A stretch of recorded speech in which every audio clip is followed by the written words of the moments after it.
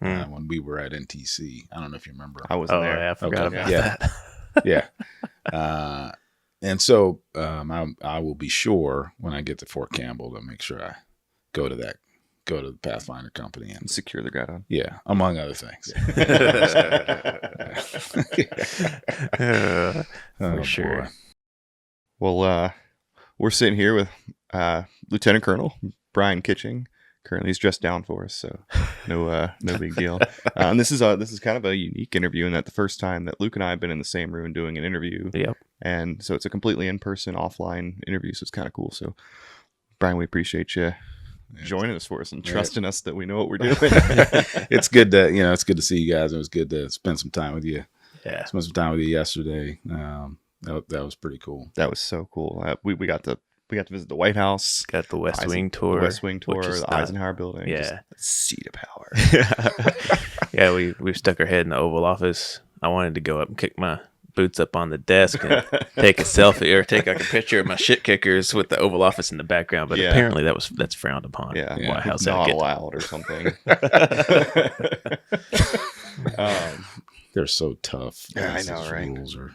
I actually, I expected there to be a lot more Secret Service agents, a lot like we could have gotten a lot away with a lot once. And then it would like you could have gotten that picture. I could have gotten that picture if I really wanted to. And I mean that'd kind of be the last picture you probably ever took. Yeah. But then I would take a baton across the face and I'd wake up in a hole. It was nice walking around with you guys. Yeah, it was awesome. We really appreciate that. Absolutely. Yeah, it was kind of surreal because for me personally, I just never thought I'd see you again. Nothing personal. It's just that part of my life was over. And then doing this thing, we would end up reconnecting with people that I never thought I would even talk to or see again. But it's been a pleasure to do so. Yeah. I had a really good time with you yesterday. Yeah. It's, before we linked up, I was talking about it with you guys. I had an opportunity to listen to, I think it was the most recent episode that you guys put out with Matt Kohler. And, just hearing some of the stories that, that he was telling and what was interesting is some of the perspectives, it's interesting because, you can know kind of what First Platoon does and seeing what First Platoon versus Second Platoon or Third Platoon, not versus, but seeing, being out with each one of those groups is, was fascinating, and to think this is 8 years ago. It's it seems like a lot longer, but,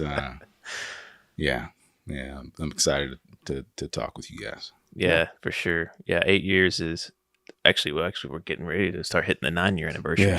Yeah. So it's been surreal. And I think we've talked a lot about how the timing is really good. Yeah. Because we couldn't have done this. Well, I wouldn't have done it in 2014 or 15 or whatever. Right. So, and I don't know, I wouldn't have done it if it wasn't for your indefatigable nature. But yeah, the timing on it's good because we as just grunts out there slinging lead, we've had enough distance to allow maturity and perspective and some actual life to happen, to re-examine it through a little bit more kind of objective lens, and so that's been helpful for us in terms of telling the story. Yeah. Well, to go ahead and kick it off, could you give us a brief background on yourself? You have a pretty long career compared to most of our guests, so it might take you a little bit longer, but if just like the elevator version, but how you ended up joining the Army, I know you enlisted and you went officer, and kind of just briefly your trail that ended with you taking command at Bayonet Company 164. Sure. As both I dropped out of college to join the Army, and I think I probably left high school really interested in leadership and in service. I grew up kind of learning the value of hard work, whether that's working on farms or delivering magazines, just volunteering. You're from Nebraska, right? lived in Nebraska for a number of years. We actually lived here in Southeast D.C. in the early 80s. And then my mom, who raised 3 knucklehead boys, we she did the best she could, but at some point, we essentially had to move out to where my grandfather was living in Lincoln, Nebraska. He's a lifelong pastor and had sort of settled there in Lincoln, Nebraska. And so we ended up moving out there. And so, Cool. At any rate, I left high school really only being interested in kind of, leadership. And so it wasn't really connecting in college. And so, my oldest brother had always wanted to join the Army, hadn't been able to do so to that point. And he said, hey, if you're thinking about, that kind of perspective or that direction, then, why don't you consider joining the Army? And I had never thought about doing that. No one in my family had ever been in the military. And so, to make tough decisions like that, me and him did what any person would probably do in that situation to make a life-changing decision. And that's, going to Walmart and getting spicy chicken fingers. So we were we're literally sitting in my car in the middle of the night, like eating these Walmart spicy chicken fingers. And we're like talking about, this dream of, service and leadership. And so, I dropped out of college, and I'll tell you, a lot of people, around, in my circle did not think that was a good idea. Yeah. And by most people, I mean, pretty much everyone. But what happened for me is I fell in love with it. And, my first duty station was Fort Campbell, which I'll return there after this year, which I'm pretty excited about. As a Fister, right? Yeah. As a 13 Fox. That's right. And, I didn't know much about that, what that really meant. Went to Fort Campbell and actually reported. My report date, still have the orders, was September 11th of 2000. So exactly, Wow. 1 year before, before 9/11. And so spent a couple years there. Actually deployed with the 101st to Kandahar, was my first deployment in 2002, early 2002. And then while I was there, I was notified that I had gotten what's called a green to gold scholarship. So for the folks that don't know what that is, it's just essentially just transitioning from being enlisted to becoming an officer. I came back and enrolled in Alabama A&M University, which Huntsville, yeah, Alabama. Huntsville, Alabama, yeah. Which it's funny because when I went to graduate school, people always get uncomfortable. I always say Alabama A&M is the West Point of the South. And to be able to keep a nice, like a straight face, people become very uncomfortable. It's clearly not. Yeah. I mean, we know that. But, Sure. But I went there, had a great time, and then commissioned as an infantry officer. I spent time in the 82nd Airborne Division. Was there another deployment in there? Another deployment in there, a 15-month deployment to primarily Ghazni, which was, that's it's pretty long. That's a pretty long deployment. I mean, you get to a certain point, and I'd laugh about this, but you get to a point where, people are just, hey guys, we need to go on patrol. We don't want to, it's like, come on guys, we really got to do it. But you in that particular deployment, you actually had to start sending guys out on leave right after the first month. And so, you think if you were sort of part of that first group, oh man, you come back and you got like 13 months or something that you got 13 or 14 months, which was brutal. Yeah. When we deployed to Iraq, they were like making circles, like, oh, when do you want to go on leave? It was like, I want the latest slot possible. Yeah. Because I didn't want to go and then come back and have 10, 11 months left. So I came back, we had 6 weeks left, and that was nice. Yeah. That's probably the sweet spot. Yeah. So I did that. And then I came back and went to what was then called the Ranger Orientation Program, which is now what's called RASP for the Ranger Assessment and Selection Program. Yeah. So I went to the 75th Ranger Regiment, specifically 2nd Ranger Battalion, for a few years. A couple of deployments there. One to JBAD, to Jalalabad in Afghanistan. One back to Kandahar, and so some more Kandahar experience there. And then after that, is when shortly thereafter came the third ID. So, that was not, third infantry division, like in your mind, you're thinking this is it's a mechanized infantry. So I didn't know much about that. Right. I'd spent, light and ranger experience. So I did that, and I know we're going to talk about that. After third ID, I went to grad school in Boston for a couple of years, and then returned to the Ranger Regiment for about 4 years, and then went to the Pentagon for a year, which was last year. And now I'm spending a year working as a White House fellow. Nice.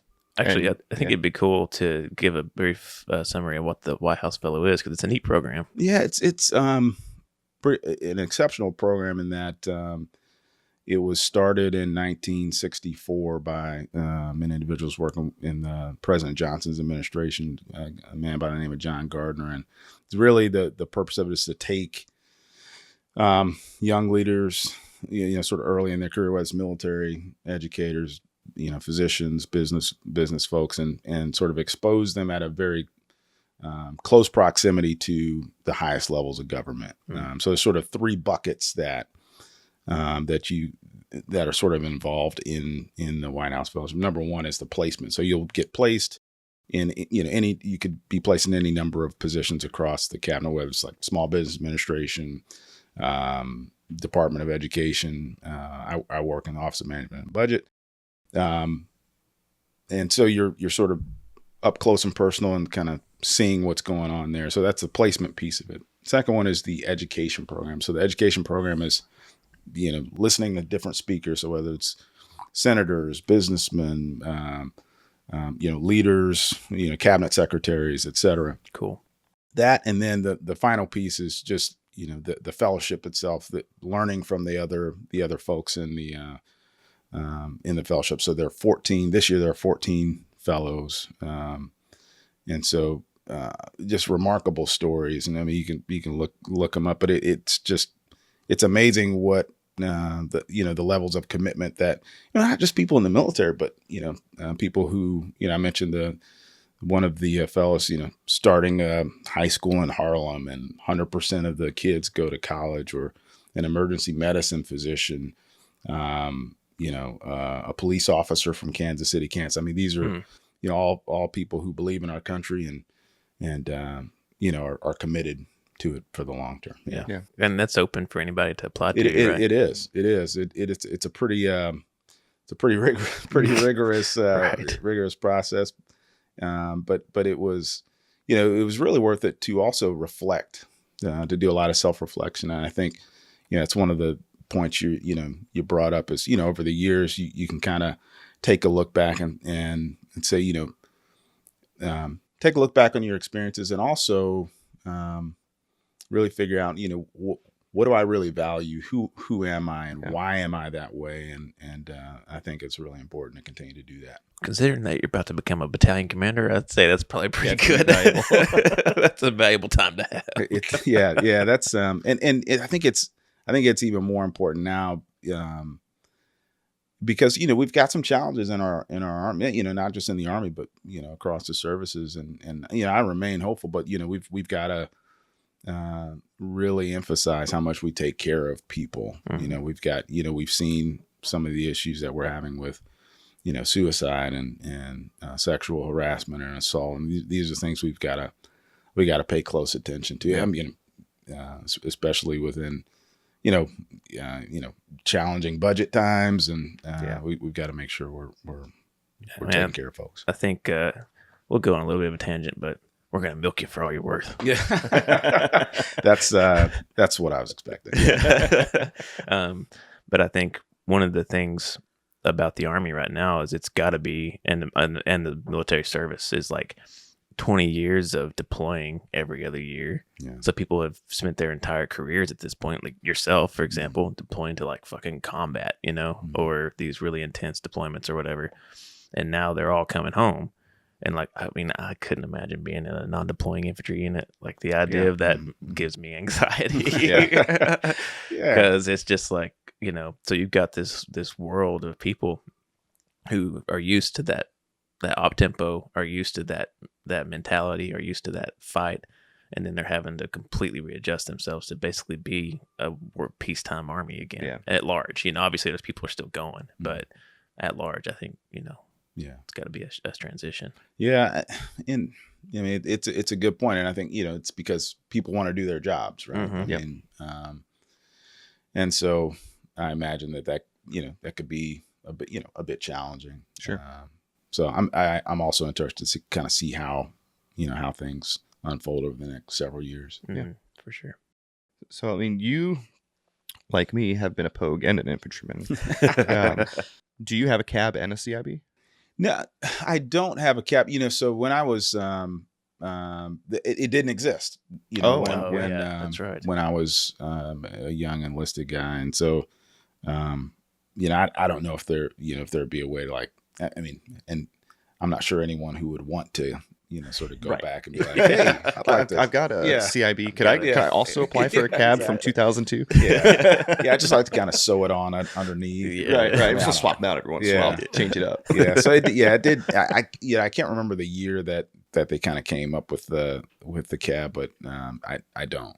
I don't have. It had to be after Iraq kicked off. Had to be because that's because you had a lot of support personnel and non-infantry people getting into some good fights, man. Yeah, absolutely. And you also had them chilling at KFC, land a mile outside the fob, being like, "Oh, put that go get my cab." I remember hearing a story about it was one of my drill sergeants, and he's walking into a chow hall on a massive fob. I think it was in Missoula, and there was some dude working on a generator, and as he was walking in, the rocket landed a couple hundred meters out, and that guy was like, "What was that?" And of course, this was grizzled. Through I think it's his second or third deployment. And he's like, "Oh, it's just a rocket or a mortar or whatever." And he's like, "You should get your cab, man." And the guy, so he blew past him. A couple weeks later, he sees the same guy. He's like, "Hey, Sergeant, hey, just letting you know, man, I applied for my cab and I got it." Congratulations. Good job. Which, no hate. People have earned their cabs just like infantrymen have earned their CIBs. And there's a lot of infantrymen out there with some cheesecake CIBs too. Oh, yeah. It's it's all sometimes it's interesting to see, how people actually get that kind of first one. I actually think our first one was something like mortar fire or something like that. Mm-hmm. And it might have been in 2007-ish or something like that. But, in some cases, you don't get it for maybe your most intense thing. That could be kind of something pretty, what we might consider standard. I mean, certainly a mortar landing very close to you is not, Right. But, it's no cab for me. Yeah. Well. Oh well. Do you remember how you got your CIB? I think it had. I think it happened in Ghazni. I think it was 2007. I think it was some mortar fire that landed on a tent, and I think we were a couple tents over or something like that. And that was kind of so it wasn't that first one. Wasn't a firefight. Of course, over a 15-month time period, you're going to get into some of those. And, I think what's interesting about Afghanistan is the different areas of Afghanistan that the folks that you're fighting, they have different styles. And that was fascinating over the years to kind of watch, how, certainly what we faced in 2012 was just, some pretty good mastery of the IED, and then sort of building these complex scenarios for our guys. But I think probably what we'll describe as trying to get in between their some of the things that they were trying to build out for us. So So you came to 3rd ID, but you didn't immediately go down to Bravo Company. You were kind of lingering in staff and whatnot. Purgatory. Before you came down to Bravo Company to take command, were there any rumblings or anything of what was coming down the pipe as far as like upcoming deployment, or was it completely? Because there's been a lot of conspiracy theories bounced around Yeah. in the ranks. When this ranger captain shows up to take over a mechanized infantry battalion, and a week later, we're going to Afghanistan. Yeah. I mean, the bottom line is I planned the whole thing. I'll tell you what. I actually went to 164 initially when I first got to 3rd ID, and I was working.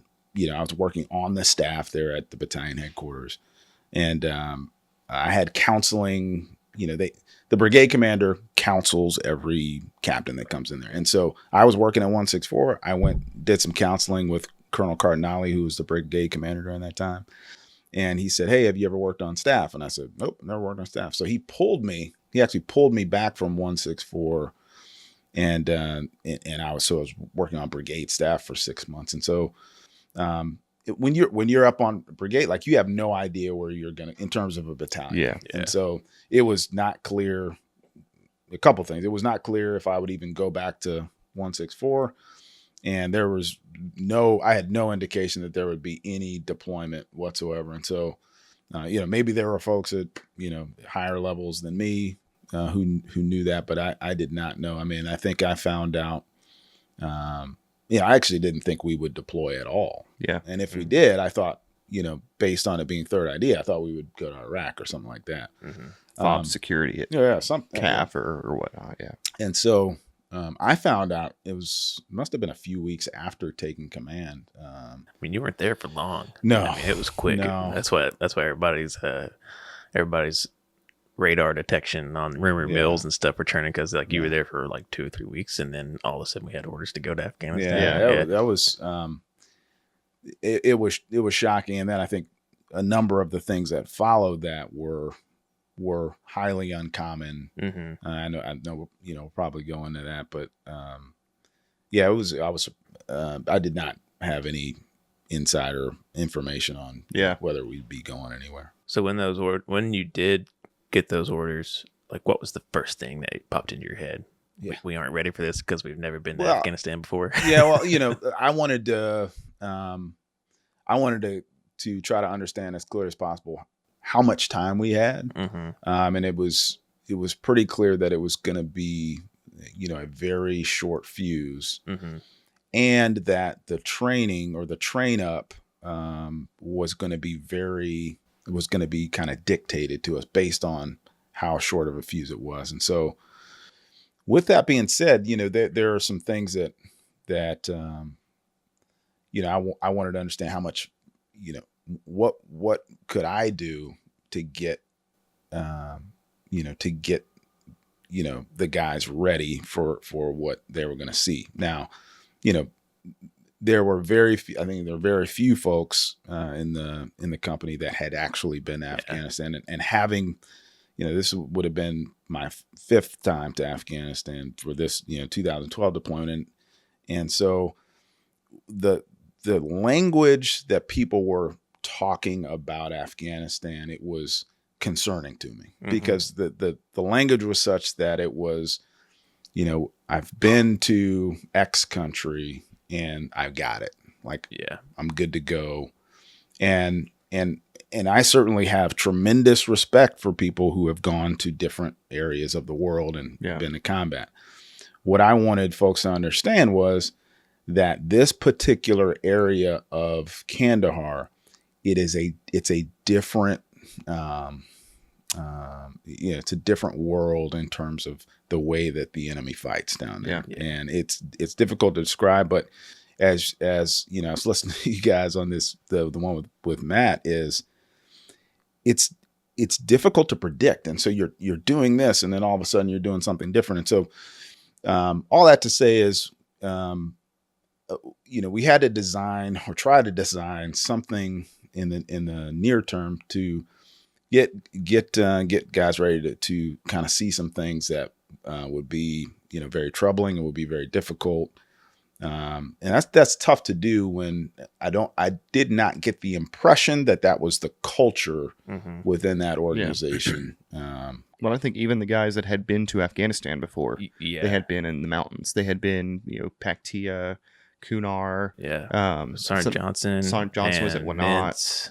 Yeah, no, Johnson was at Wanat. Yeah. And then Nintz was in Paktia. Yeah. And then you. Yeah. And I think that was it. It might have been it. I think that was the only Afghanistan experience in the entire company. Yeah. And so, I'd been to Paktika, I'd been to Kunar, I've been, a number of other places. And so I had that sense like, I know even if you hadn't been, like I had been down to Zari, Panjwai, Arghandab, that whole area, it is, they're very well equipped for a number of reasons, right? I mean, this is, that area, it's as much about drugs as it is about, whatever else you could come up with. And so, the people who are responsible for that area have a vested interest in making sure that they can continue to do what they need to do. So, because in Panjwai, for people who weren't in that district or people who didn't serve with us there, like it was a drug economy. You had poppy and marijuana, and we've talked a little bit about it before, and we'll probably take some time in the future to really take a deep dive on it. But essentially, like the big thing is poppy. They harvest it. It gets shipped to Amsterdam. Yeah, all over the world. Yeah, all over the world. Yeah, I should actually talk to my brother. Yeah, my brother. Well, he was in the DEA. Yeah, he might have some insight. So so he might have a thing or two to say about it. And I can't remember what the number was, but I want to say it was like 80-something% of the heroin production in Europe came out of Afghanistan. It's pretty high. It's pretty high, and so. So and even when we'd find, what might appear to be, a lot of, processed, poppy, you come across this big pile of, you might, there might be some level of excitement about that. Oh man, we found, a half a ton of, whatever. And so, I used to say, well, is that a lot?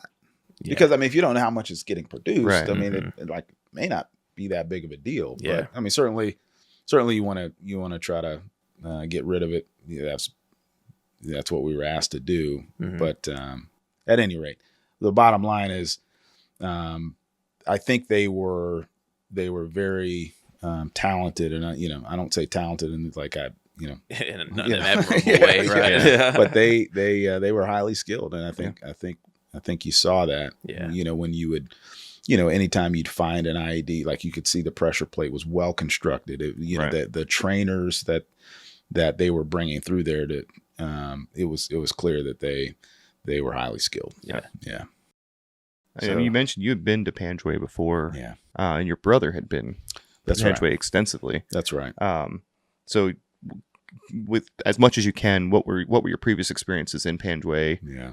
Were they direct action raids? Were you doing patrolling out there? Yeah. How did that look like? Yeah. So it was very different in that it was direct action raids, like in when I was in the Ranger Regiment, and so you were typically going in there with a lot more resources and sort of pinpointing an area where you needed to be, and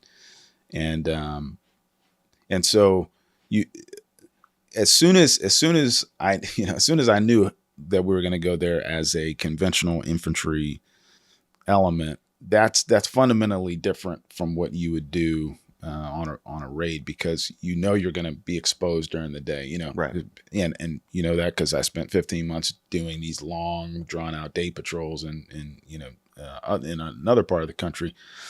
But that it's unique and a unique exposure risk in that particular area because of the IED threat and because of the grape rows and if I know you guys have talked about it, but just it looks manageable until you get on the ground, right? Until you get out there. So 100 or 200 meters can end up taking almost an hour, or whatever it is, just depending on what you face. And if you get shot at, then it's another hour because you're sitting there, you're waiting for birds. Yeah. Birds do their thing. You got to wait for the birds to clear, and then.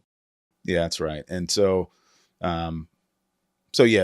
predominantly direct action. Then my brother, he ended up joining the Army. He was a communicator, and then he became a Special Forces NCO. He was in comms and did some other things that won't talk about here, but he had served in Panjwai with his ODA, and so we had some discussions, and he had worked specifically in the district center, with the leadership there, and then they had done several operations specifically in that area, so Sperwan Ghar, Right. and that entire area. So he was very aware of that, and so we would have pretty detailed meetings. I actually went to Fort Bragg where his team was, and we did some, I did some in-depth briefings with them to just get the best understanding that I could of what we were going to face. Yeah, for sure. And what was that kind of understanding that you came away with talking to him, and the outgoing unit that was already at Sperwan Ghar? I mean, as far as the picture in your head going in, what were you seeing and what were you thinking was going to be your first challenges? Yeah, my understanding in it was that, and for a number of reasons, that that unit was not necessarily going out as much as perhaps was expected, and so we came in March, and it does become a little bit more challenging in the winter to necessarily get out and patrol. But in Kandahar, the nice thing is that it doesn't necessarily get as cold as if you were in Kunar or if you're definitely up in the north.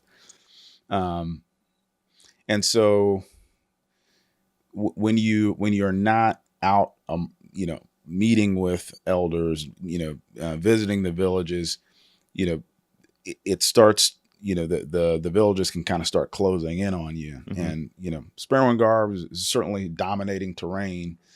But if you allow it sort of close in around you, and you read the book Lions of Kandahar, you can start getting into some problems. And so and real close to home. Yeah, real close to home. And we had a couple of small scale attacks on the COP, as you guys probably remember, which were relatively easy to repel, but I disproportionately responded to. Exactly. Why are you in PTs with the Gustav right now? Yeah. I think the colloquial term is death blossom. I actually remember really, really excited because I was like, I'm going to get to find my flip flops and my t-shirt. I was just so happy about that. Yeah. So went in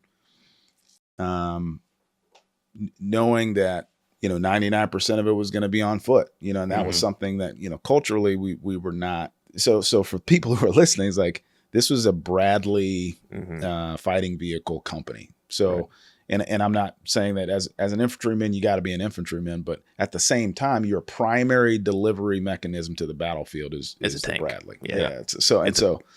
A baby tank. Yeah.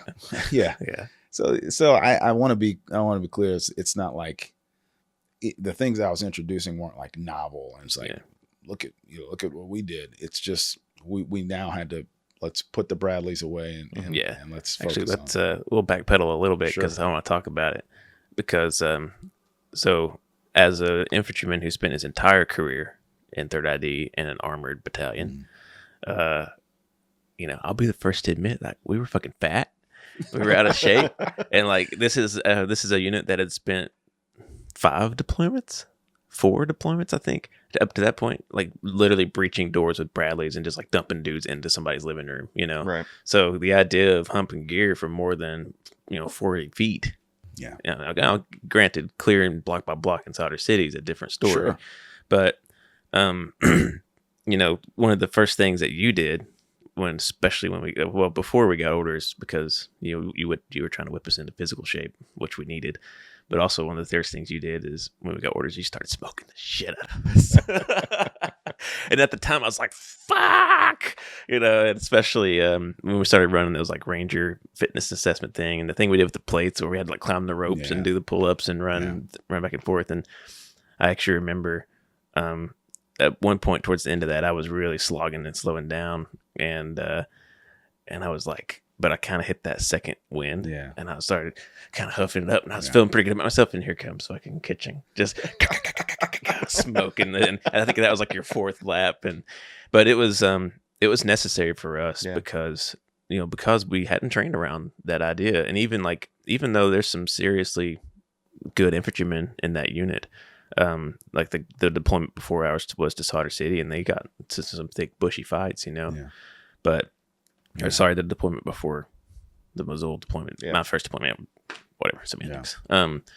But one of the most valuable things in retrospect that you brought to the unit was we just started carrying shit. And we went out to that field problem and we did what was supposed to be 22 miles. I suspect it was a little bit more than that. I don't know. And we just, carried shit for a long period of time because that's exactly what we did in Panjwai. Yeah. And I mean, and I know we'll get to it, but I think, I can set up all sorts of things. I can say, oh, we're going to do this in preparation, but in almost every case, leaders below me were taking it to the next level. They're saying, hey, you said, let's do this. What if we did it like this to where we could kind of make it more effective? The platoon sergeants, the Sergeant Otts of the world, they're coming up with better, not necessarily easier ways, but more effective and more challenging ways to do it. Like when we went out to that field problem before we walked back, integrating actual helicopters to do the medevac training and all sorts of stuff. But the way I looked at it is, and I know people did not like what, maybe the intensity of what was happening. But what I wasn't going to do is get over there and wish we would have done more. Yeah. Wish we would have done more. And so, unless what I was doing was like fundamentally like, like illegal or immoral or something like that. We were gonna try to push the limit pretty hard because I could visualize these grape rows because even when you're doing pinprick raids, like you come across something or you look at something like, what in the world is that? Or like you've got to move a little bit further than you thought you would, and the heat. If you go in the middle of the night somewhere in Panjwai in April and it's like that hot, I'm thinking to myself, man, we're going to go in March. Yeah. Imagine what it's going to be like in July. Yeah. And so I think there were guys who did not believe that. And there were some hard lessons learned in combat. There were guys who were apologizing, if they fell out, on a mission. And that's not the time. Like, I don't need you to apologize. I'm sorry. So, I should have done. We're in the middle of it now. Like here we are. It's going to be okay. Like and sometimes it just catches up with you. Like, well, this guy heat catted after a fucking terrible ambush. Yeah. But it it happens. It happens. I went black on water one time, and this was like way into the deployment. Like I was in shape. I was used to it, and I went black on water 700 meters from Sperwan Ghar, and on the hump back, like I almost went down in Sarnai Hill. I actually almost blacked out, and I remember looking up at him and being like, can I have a little bit of water? And so he gave me his Camelback, and I suckled at his teat. And I bet what surprised you was it wasn't water, it was coffee. I was like, did he have water? He actually had water, but I'm pretty sure his Wawa mug is in one of his magazine pouches. As a matter of fact, that the day we walked back from that field problem, I remember when we stepped off, that was the same day I got shot in the face with a sim round. Yeah. But as we're walking out, to start, I look over and there's Sergeant Ott and he's sprinting. I don't know what he's doing. And as he nears, like there's a tent nearby, as he nears it, he like yanks out that Wawa cup or whatever it was, that coffee cup. Yeah. And apparently there was like coffee in the battalion talk. He gets filled up and then I forgot about that because we passed it and he just bolted out, got his coffee refill and came back into the formation. Yeah. It's pretty cool. Yeah. That's a part of his legend. Yeah. It's funny because organically everybody ends up bringing up Sarnaut's coffee. Yeah. And I was his Bradley gunner and my last name's Coffee. So I made a lot of coffee for Sarnaut. And I think he liked the way I make it because at that point in my life, I wasn't a coffee drinker. and I wonder. I was like, man, how the fuck did I make it in the Army without? I never used energy drinks, and I never drank coffee. Yeah. Energy drinks I didn't really want to get into. What about dip? I never did dipped or nothing. Yeah, that's pretty. I would say that's pretty rare. Yeah. Well, I had this weird mentality. I was like, I'm going to do everything from a natural energy. Yeah. And so that kept me out of forming some bad habits. But now that I'm like definitely highly addicted to coffee, thanks to my wife. I'm like, man, that first cup before PT and then like a fucking gallon after PT would have been nice. Yeah. Well, I'll tell you, when I started flying, it's not even optional. Yeah. Especially if you're doing transitions from like day to night shifts. Mm-hmm. It's like you wake up with coffee and you put yourself to sleep with melatonin. Yeah. Because otherwise your body has no idea what time of day it is or what it's supposed to be doing. For sure. So we did all this lead up. We did the 22-mile death march. We get into country. Well, actually, before we get into country, you knew the situation we were going into better than anybody probably in the battalion. I don't even think like battalion leadership understood what probably Bravo better than anybody in 3rd ID. Yeah, honestly, well, that's an exaggeration, but you know what I'm saying. In 2nd Brigade, yeah, for sure. Yeah. So probably more than anybody else, you understood that the potential was high that not only were you going to have soldiers wounded, but that you potentially were going to have some of your soldiers killed. And what was that like for you? When did that hit you? And how did you as a leader process that and then just continue moving forward with your job, knowing that was a possibility down the road? And actually knowing it was going to happen. Yeah. Especially when we found out we were going to Panjwai and Sperwan Ghar.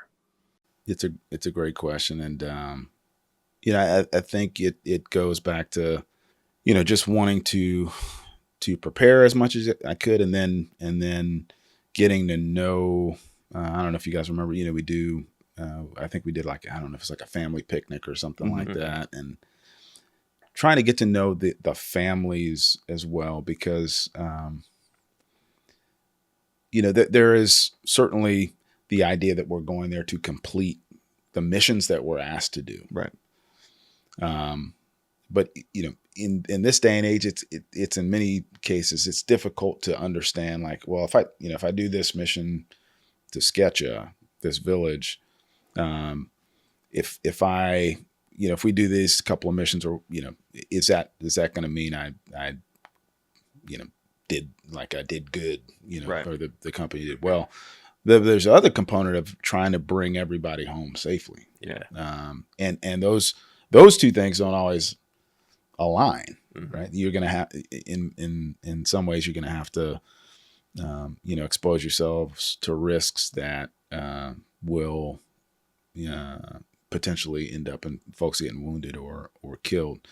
So, I focused on taking it very seriously, but not taking myself too seriously, because at the end of the day, like, we're just a human being. And I know, there are all sorts of, like you say, conspiracy theories, legends, and, but at the end of the day, like, when we're doing those climbing ropes with body armor and everything, my body's hurting too. Like I think, I did it with every platoon, and by the last platoon, I can't remember whose platoon was last. I literally could not feel one of my legs. Like, it was completely numb as I was, but I'm still running, so we're doing these things together in preparation for this. The other thing is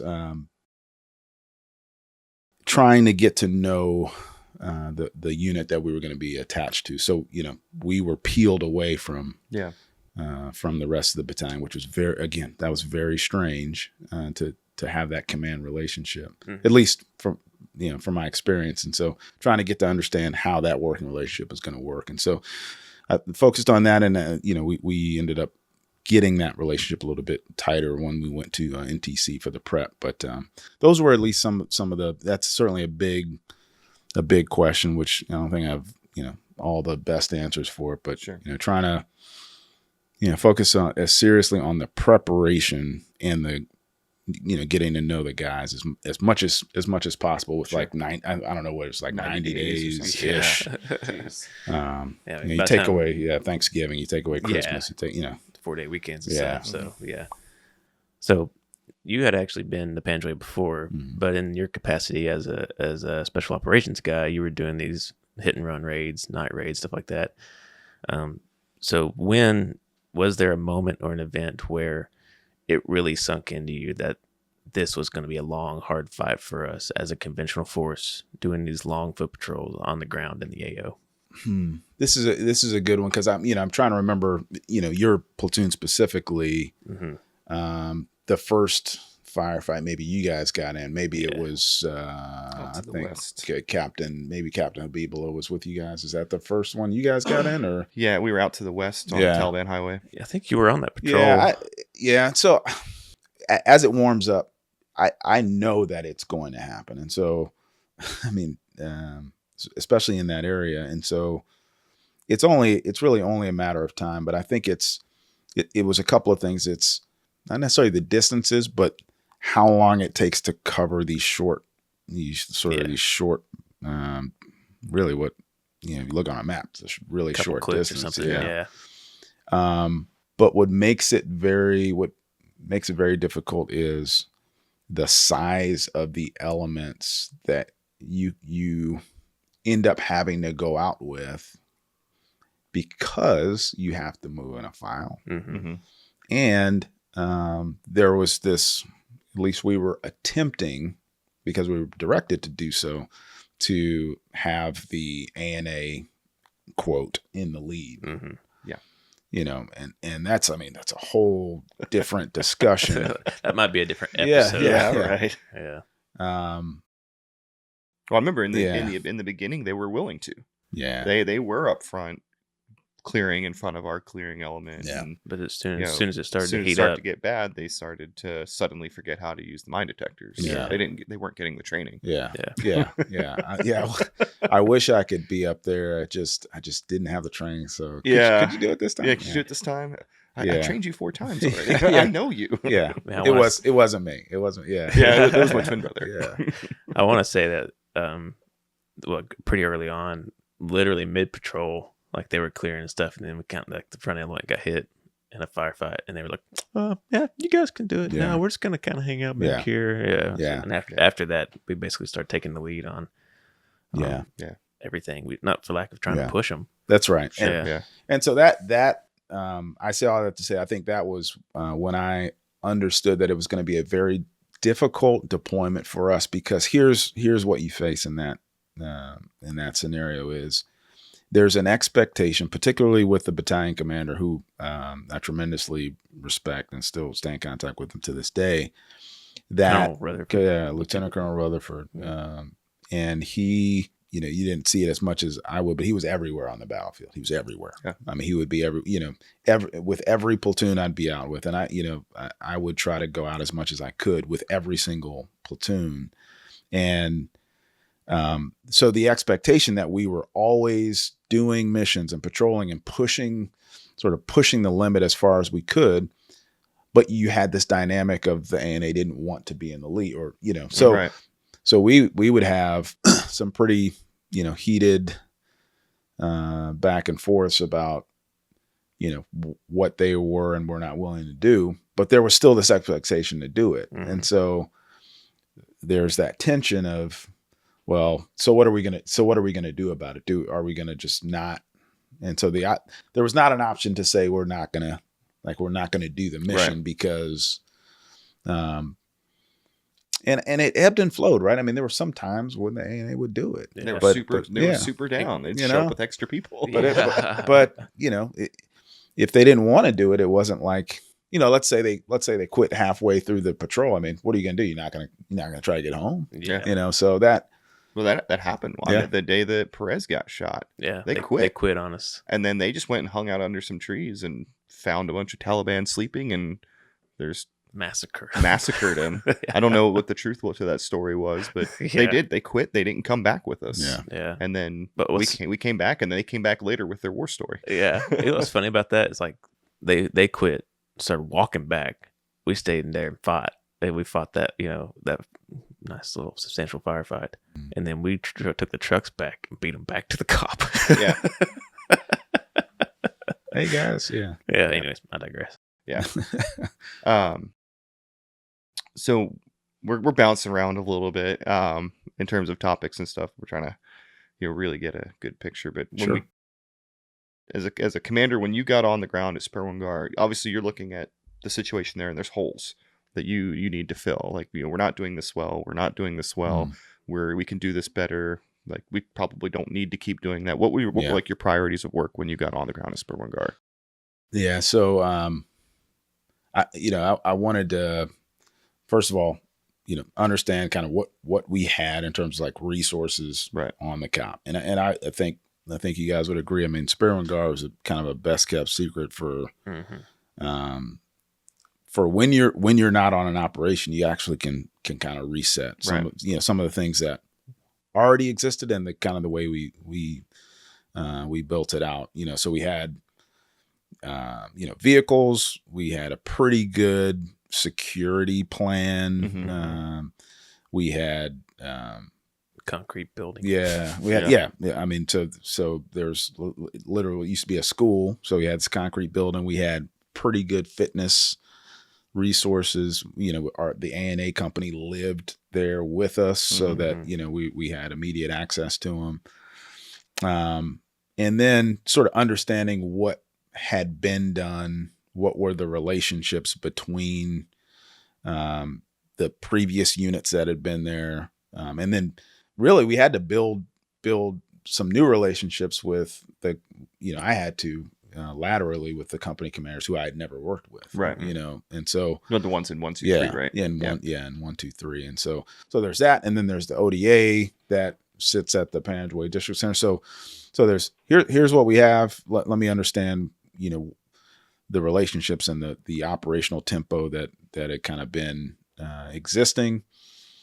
But then you had to get going, you had to sort of get going. So I think we did a couple of, RIP patrols, which were, they were way too big, they were like these massive, I can't remember how many folks we took out, but because you got to move generally in a file, it was pretty tedious to get that done. But they were kind of walking us to a couple different villages and meeting with folks. And they were like the close, safe villages, as I remember, like Adam's Eye, Paimaluk.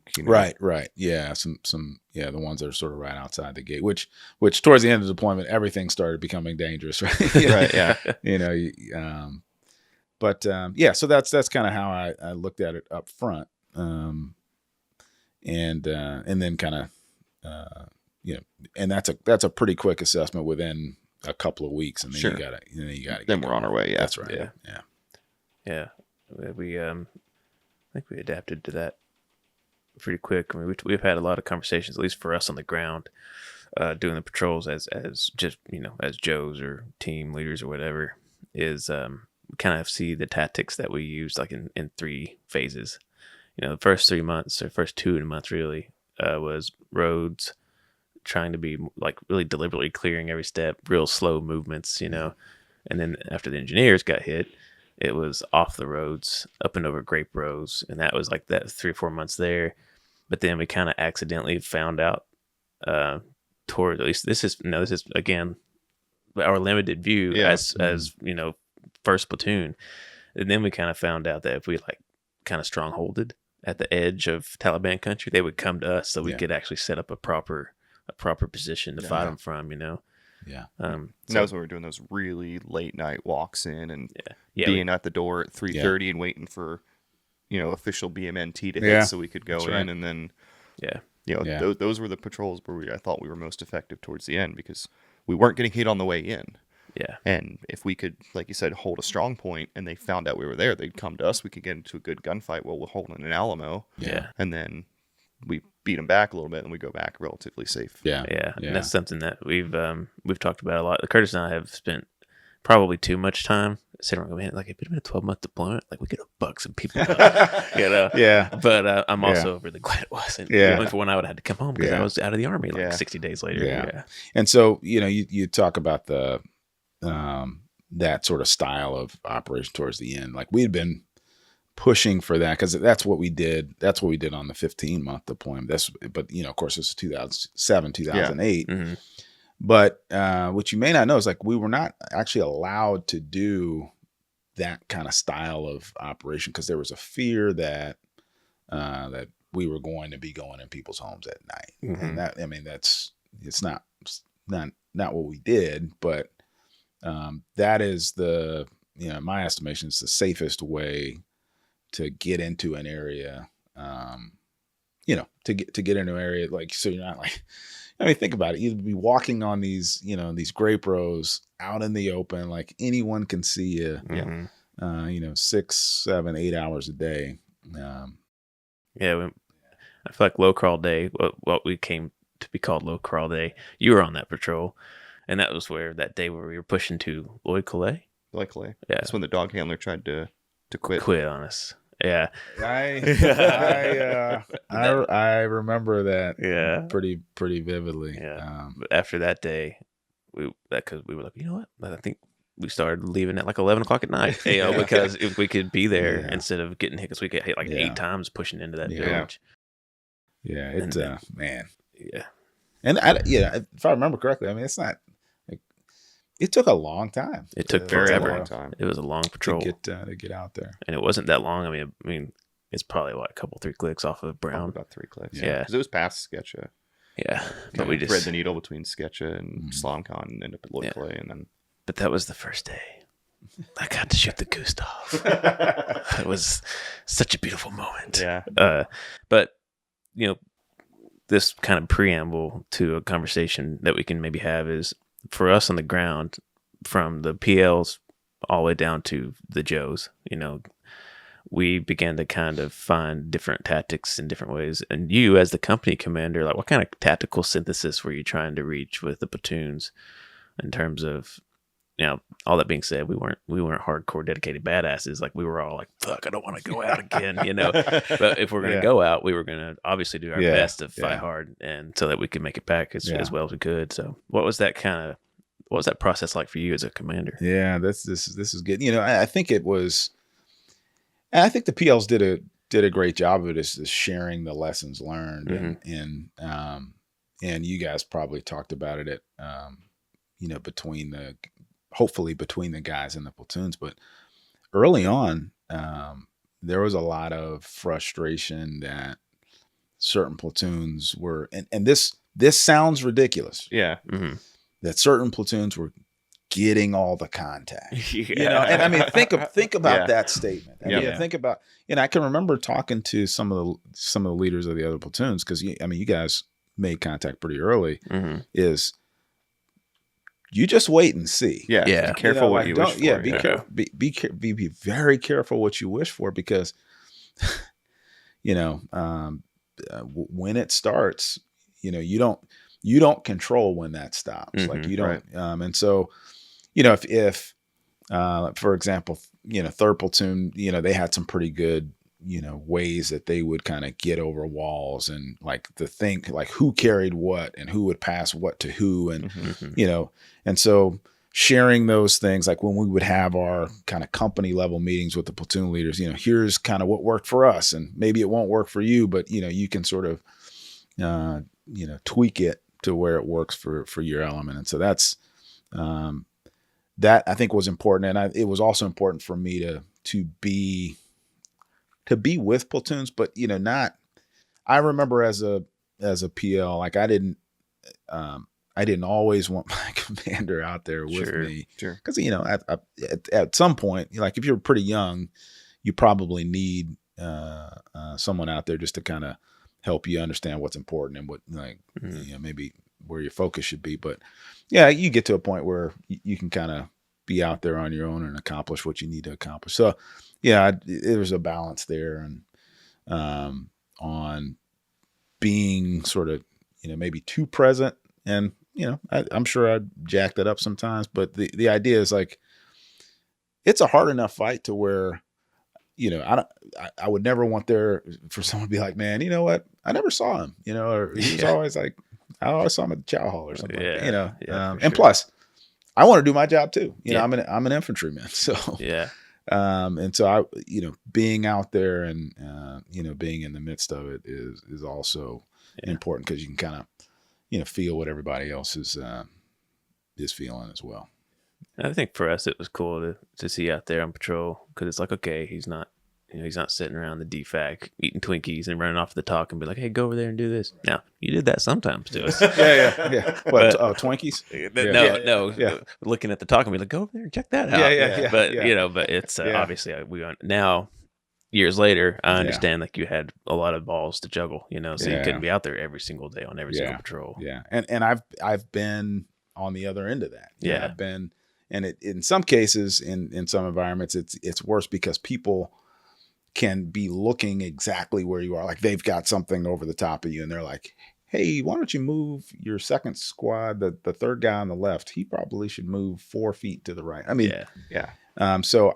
Which happened, because that stupid balloon happened all the time. Yeah. Hey, what? You guys are kind of bunched up behind that wall. That's right. Hey, Sergeant Major, that's the only wall. That's right. So I am certainly sensitive to that. And when you're making radio calls and I am. It is not lost on me. When you when you do that, and you're trying to, in some cases you got to be pretty directive, but it is not lost on me how that must, especially when you're out there and it's hot and you're like, I'm gonna get my e-tool out. Yeah. Is that what they're called? Yeah. I'm gonna dig my little hole and I'm gonna bury the hatchet with you real quick. Because there was one patrol. It was Kohler's first patrol. And like you were, at least from my impression, once again, limited, admittedly. Mm-hmm. It felt like you were pushing us real hard to push in on these guys that they had a PKM or something. Mm-hmm. And then we ended up getting a fucking nasty ambush. And I almost got killed. Like dirt kicked up into my face from around hitting the ground. And I can't believe somebody did get hit on that patrol. Curtis heard them talking. They were so close. And so for a while, I was, had a thorn in my side about that. And it took me a few years. It took me a couple, 3 years after the fact to kind of gain some maturity and perspective. But I want no hard feelings. That's basically why I'm getting with that. Yeah, that's another one I planned out. Yeah. You guys, and I've told Curtis this. I mean, that was a violent deployment. It was, and you never know, the types of things that will affect somebody, or when it will affect you. And what I always try to do is, with anyone that I come into contact with, is assume that they have noble intent. Mm-hmm. And so that I know is sometimes difficult, and was difficult for me. Like there were several of the we'll probably get it maybe a little bit, but several of these missions over to the into the maybe to the east, into like the village of Najat. Mm-hmm. Where you go in there, and I mean you guys have been in there a few times, but think about, like, if you've been in there a few times, and I've been in there with every platoon, like I've been in there a lot. Yeah. But there's a certain point in time where, I'm asking the battalion, like, I don't think we should go back in there again. But there are these levels of discussion, and at some point you gotta say, man, is the person who's trying to tell me to do this, are they? In some cases, they just don't know what they're talking about. Right. But if you're going to get forced to do it, how do you, if I tell you to do something, I'm not going to say, well, somebody told me to do it. Yeah. Right. Like, that's not it. When my commander says it's going to get done, I mean, that now I own, I own it. Yeah. But again, some of those times, you're in those tough firefights and you get mad, but at the same time, it's fun. In some cases, it's funny to watch. I'm not being cavalier in the least bit. Yeah. But some of the things you see, or guys, some of the things you see can be comical, like either in the moment or afterwards. But that was an incredibly violent, pretty violent deployment. Yeah, and that's something that we actually wanted to ask you about. That was, yeah. We never got the big picture where Bravo 164 kind of sat into that picture. You just mentioned it was we had a very violent deployment, and we knew that. but we also knew that they were having a violent deployment in Zari. Yeah. You know, they were having a violent deployment deeper in the Horn. You know, we didn't even know what was going on in the east of the country or the north of the country. Yeah. So, you know, I don't know what kind of insight you had onto what was going on in the rest of the country, and then kind of where our mission fit into, you know, Panjwai and Kandahar. Yeah, it's a loaded question. Yeah. What the hell were we doing there? Yeah. That's, I mean, essentially, The short version, yeah, you know, you could certainly, depending on how far back or how big of a picture you want, it depends. But certainly, you know, we know the reason why we entered into Afghanistan at the beginning is we ideally would want there to be a situation where you know, they can't harbor terrorists, and that in my view, and they, you know, everything I'm saying is my view and not like the view of the Army, is that is almost impossible to do that, just based on the way that Afghanistan and the porous, you know, borders, etc. Even the terrain makes that almost impossible, much less the culture and social frameworks. That's absolutely right. And so, you know, in order to do that, there's a security part of it, but then there's also, you know, we're trying to help them build their economy and get kids into school, whether you're a boy or a girl, and you're trying to limit the resources that go to the primary group, armed group in Afghanistan, because, you know, there's a number of them that you know, take away the primary source of their revenue. And so, you know, Panjwai, or Kandahar specifically, there's Kandahar and Helmand that sits right next to it, you know, are big feeders into the Taliban's resourthis. And so you're sort of in the middle, you know, of a, you know, sort of a vein that this, you know, that these resources are running through, you know, to either get into Kandahar city and then to move elsewhere in the country and then around the world. And have those spectacular attacks we kept hearing about. Yeah, spectacular. We do have to, I'm going to pause you real quick. Yeah, what is a spectacular attack? Yeah, it's one where if it happens, your jaw drops. I mean, wow. Yeah, that was an incredible attack, but I would not call it spectacular. Spectacular. I didn't see any jaws that were down, so it was pretty basic. Yeah. I mean, that's a good reminder. You know, it's like to prevent spectacular attacks on Kandahar City. That's such an interesting adjective. Yeah. You know, somebody came up with it. Someone got a. Yeah. OER bullet for that one. Yeah. But, you know, and so there were a couple decisions that were getting made in terms of, you know, how you might, you know, either, you know, prevent attacks on Kandahar or to limit some of these resources. And, you know, one of them was like the, you know, poppy eradication efforts and then, you know, going into some of these areas and, you know, taking away, you know, whether it's recoilless rifles or weapons or, you know, IED making material.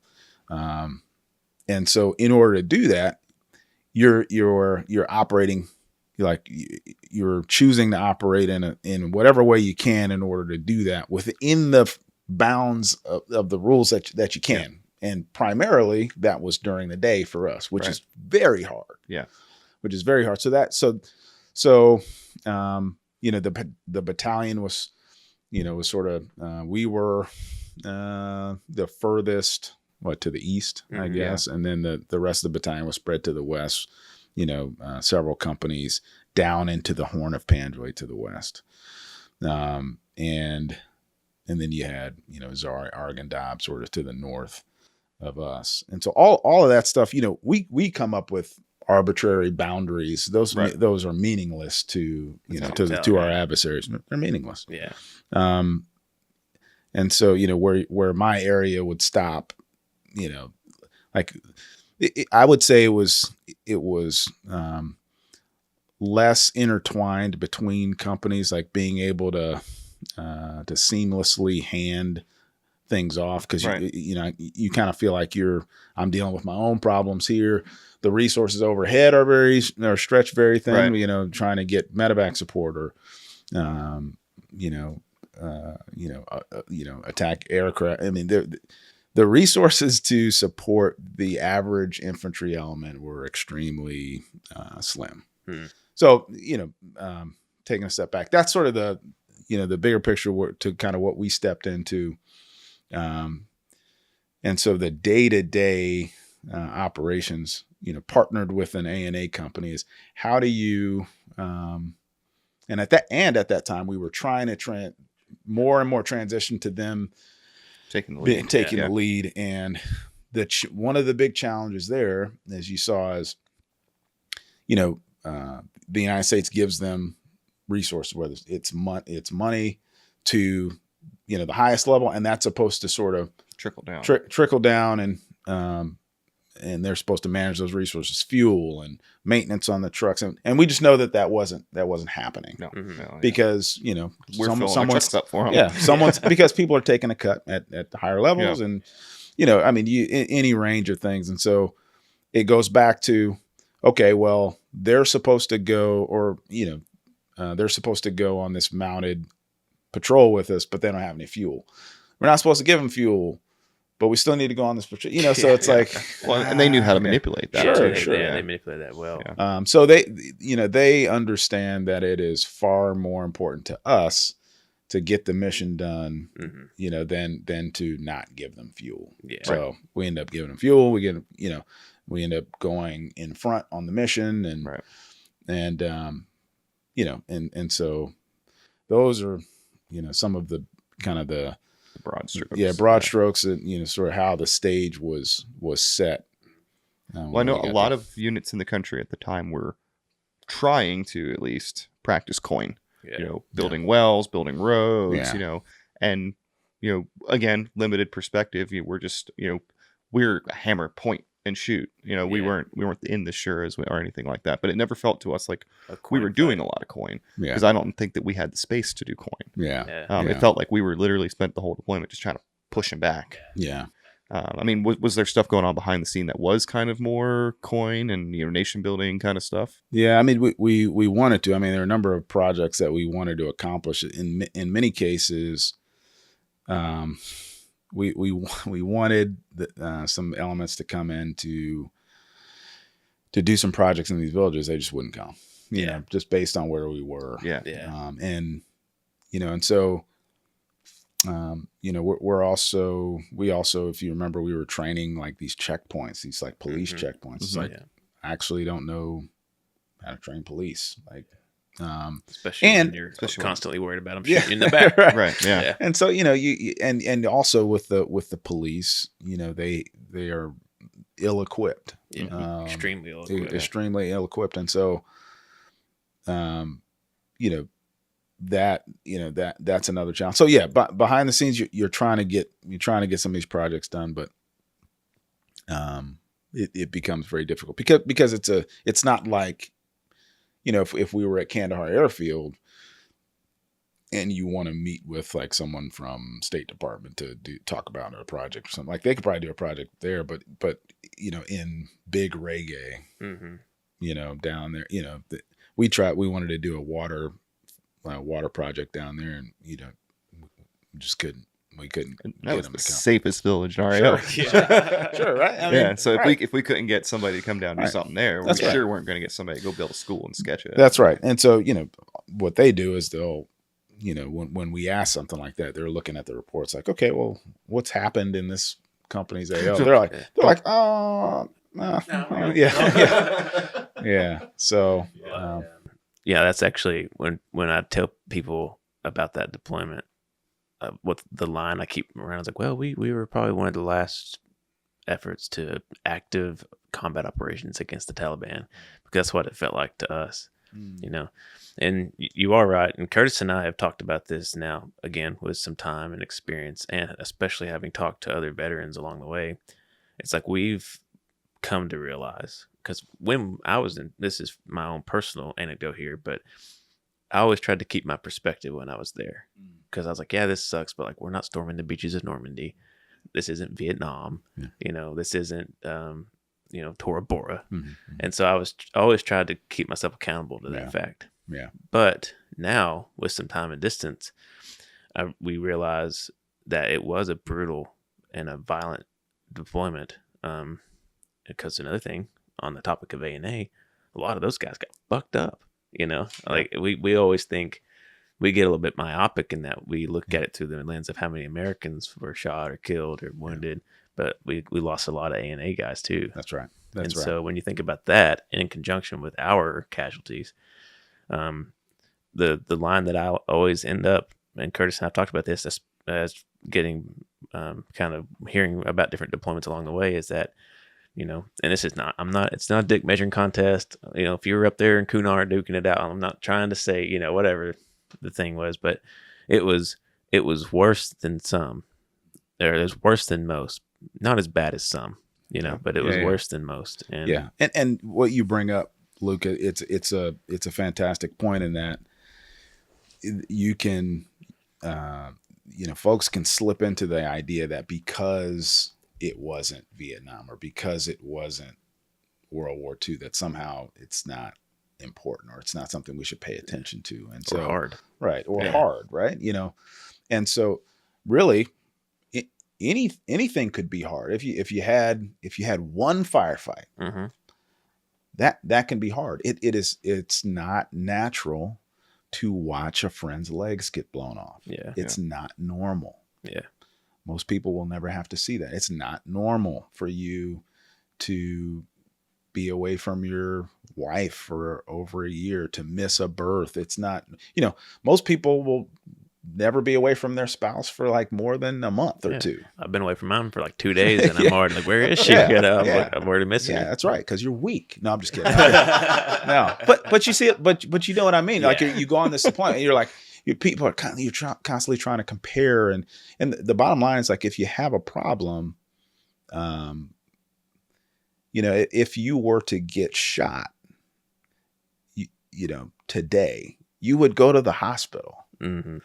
But, people are injured, in their minds, and they won't, and the brain is, arguably the most important part of your body, but we won't, in many cases, folks won't go get help. And, I think Matt brought this up, all these programs aren't great, but there are a lot out there to go and find something to where, the idea is that you're going to get better. It's not like you went in and sought help and you're going to somehow get worse. Right. The idea is like you're going to get stronger mm-hmm. and get more resilient. And, and we're just scratching the surface on the brain. Yeah. We're just scratching the surface. It's 2020. So, it's very important to just recognize that, it doesn't have to be, World War II. I talked about going to Normandy for the 75th anniversary. You get to the top of this, to Point de Hoc, and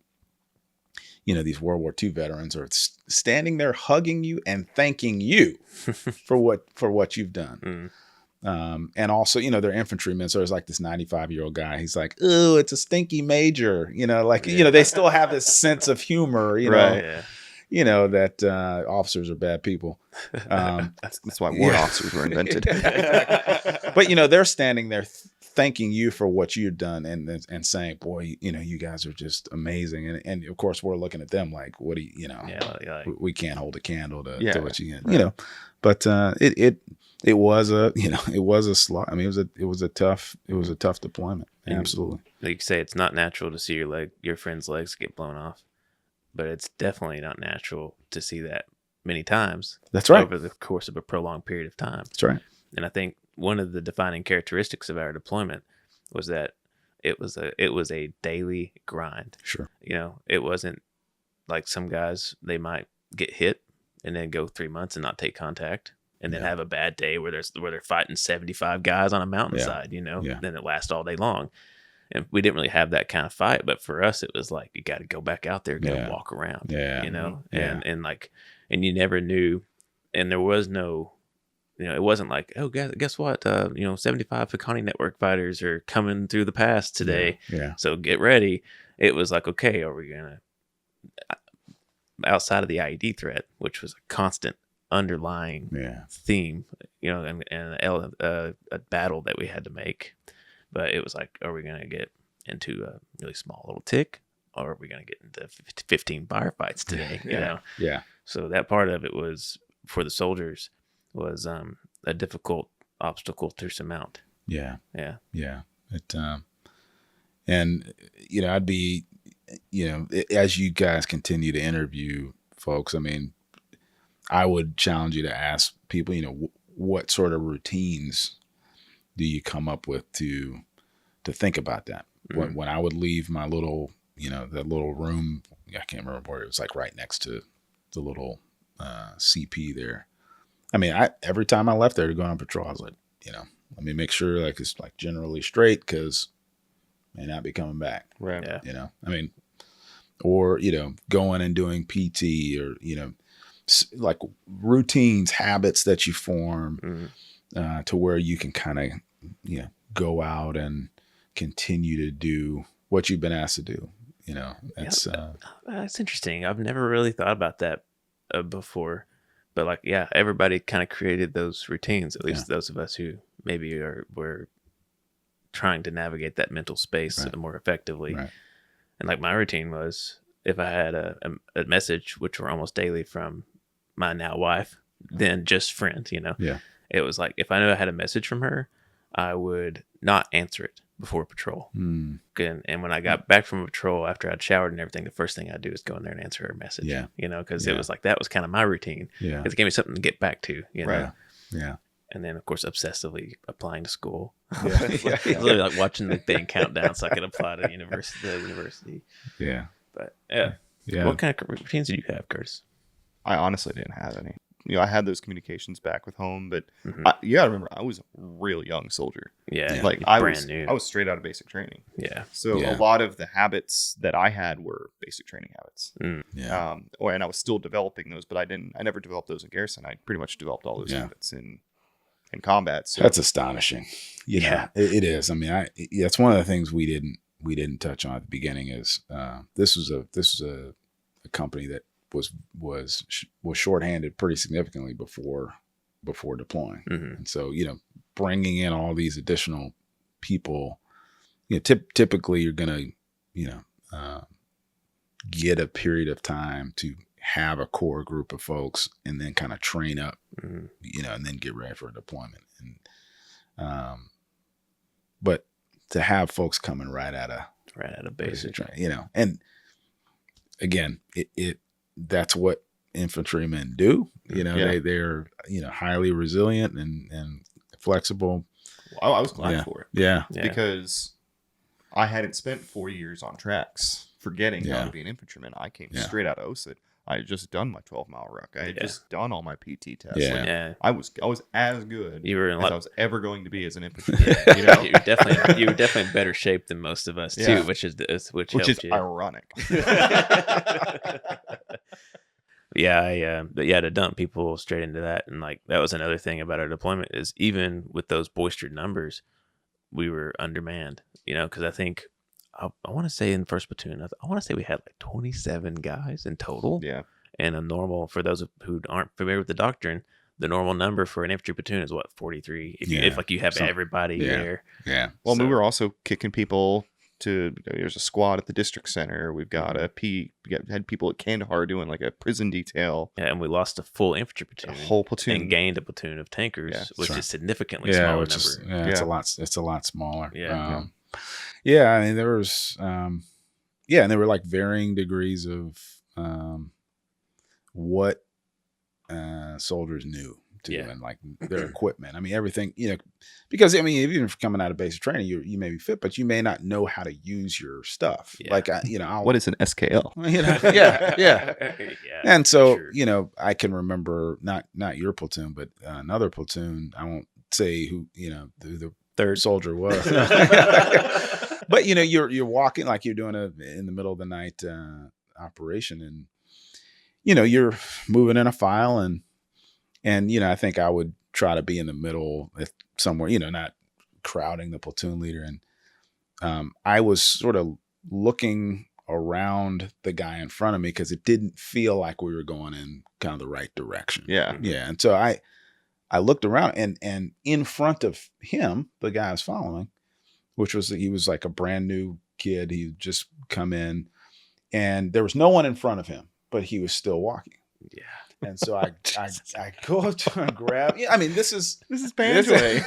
Yeah. and this is east of the, Yeah, you know, yeah. and Oh, so this Jesus. is like the worst thing possible, right? Yeah. So I grab him. I say,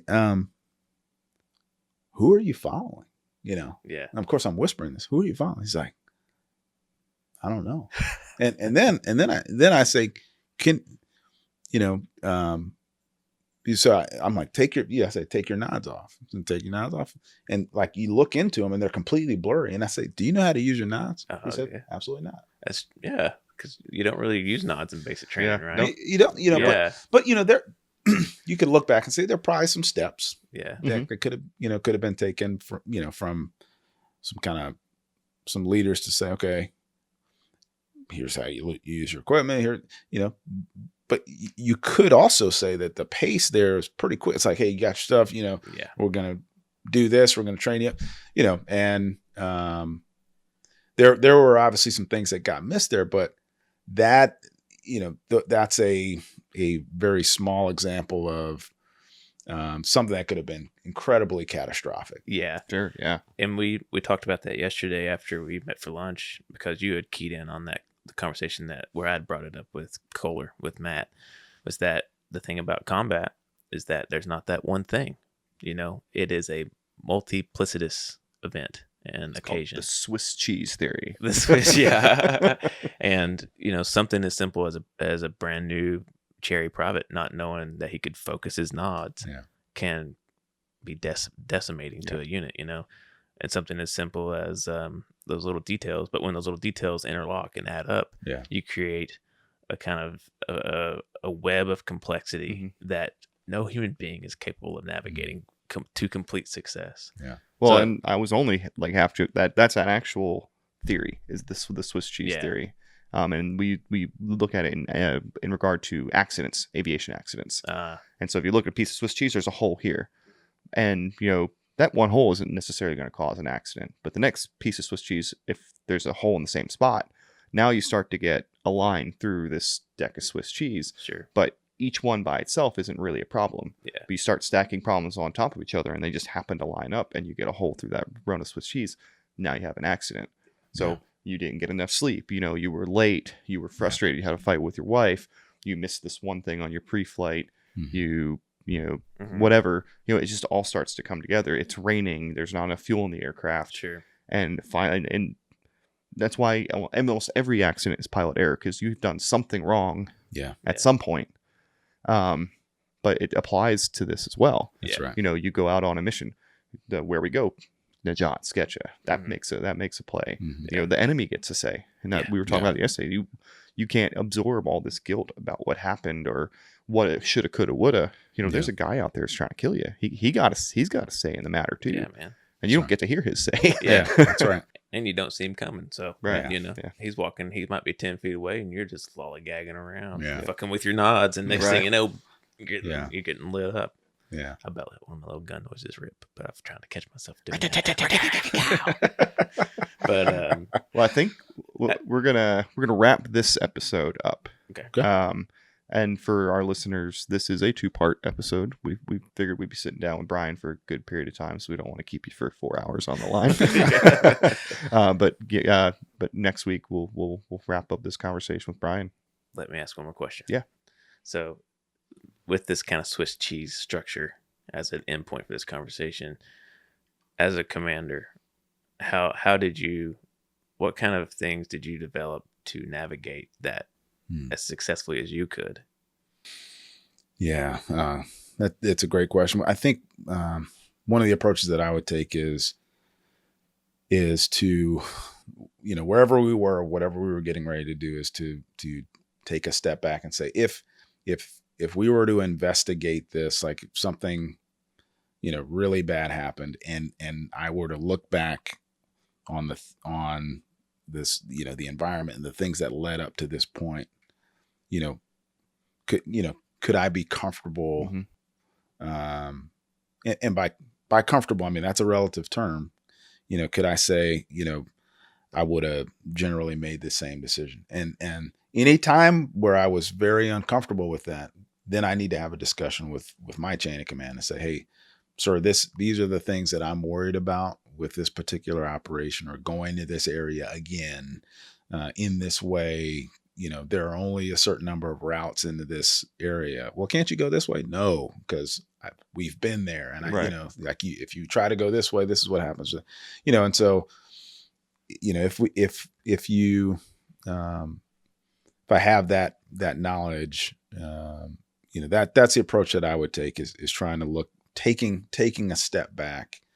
And that's my job. And what that allows me to do is, to the best of my ability,